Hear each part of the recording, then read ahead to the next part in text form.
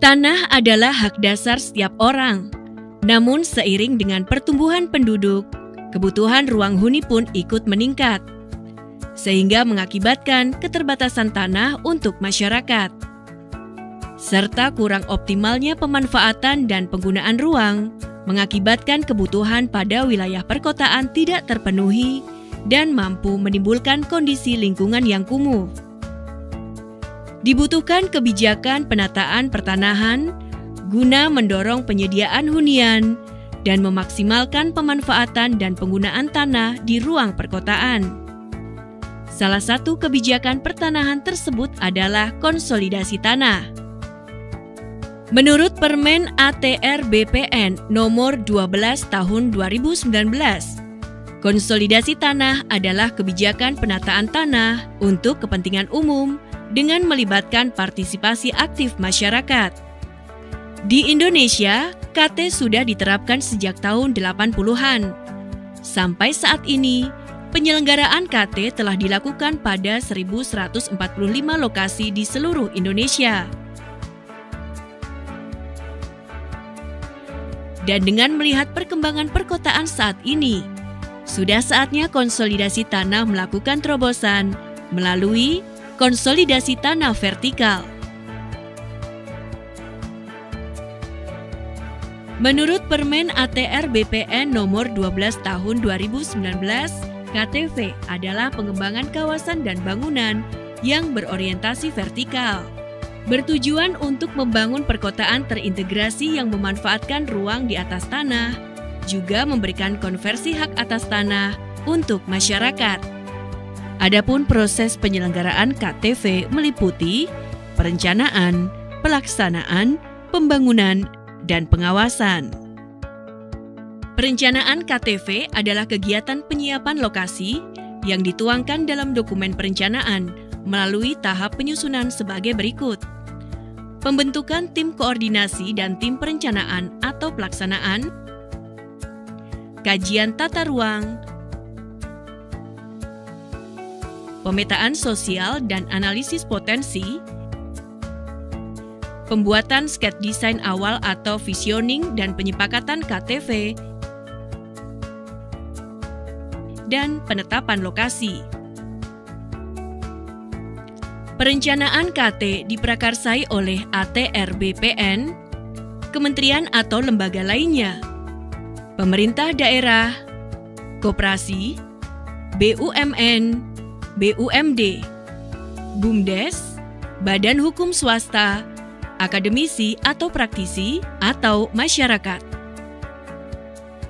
Sumber pembiayaan KTV dapat dikolaborasikan dengan pihak swasta, APBN, APBD, partisipasi masyarakat, dan atau sumber pembiayaan lainnya yang sah.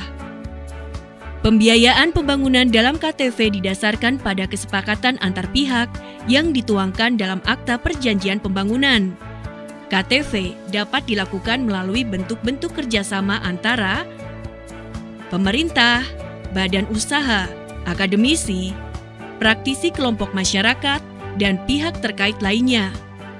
Setelah penerbitan SK penetapan lokasi, tim pelaksana bisa memulai tahap pelaksanaan yang meliputi pengumpulan data fisik, yuridis, dan penilaian objek KTV, penyusunan desain dan rencana aksi KTV, pelepasan hak atas tanah dan penegasan objek KTV, penerapan desain KTV atau staking out, dan penerbitan sertifikat hak atas tanah dan penyerahan sertifikat tanah bersama.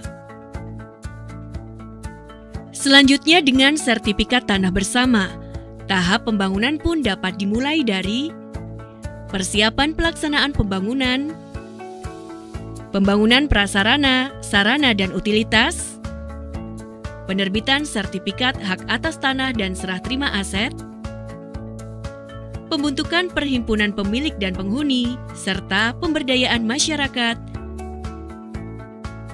dan pengelolaan aset hasil konsolidasi tanah. Agar penyelenggaraan KTV berjalan sesuai dengan peraturan perundangan, pengawasan pada seluruh kegiatan KTV akan dilaksanakan dalam 2 tahap, yaitu Pengawasan intra kegiatan KTV yang dimulai dari perencanaan sampai pembangunan KTV. Dan pengawasan pasca kegiatan KTV yang dilakukan setiap 5 tahun setelah pembangunan. Maka kesimpulannya, dengan pembangunan KTV akan ada banyak sekali manfaat yang bisa dirasakan oleh masyarakat dan pemerintah.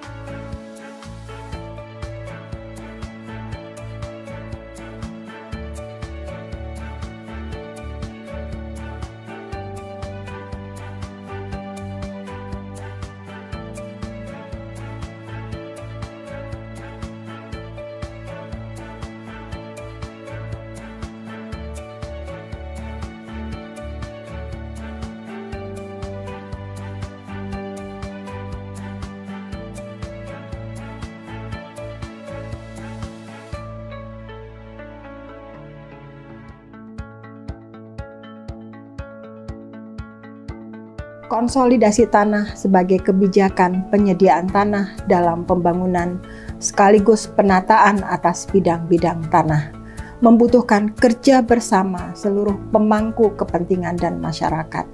Kolaborasi dan sinergi dari berbagai pihak adalah kunci keberhasilan konsolidasi tanah di tengah masyarakat.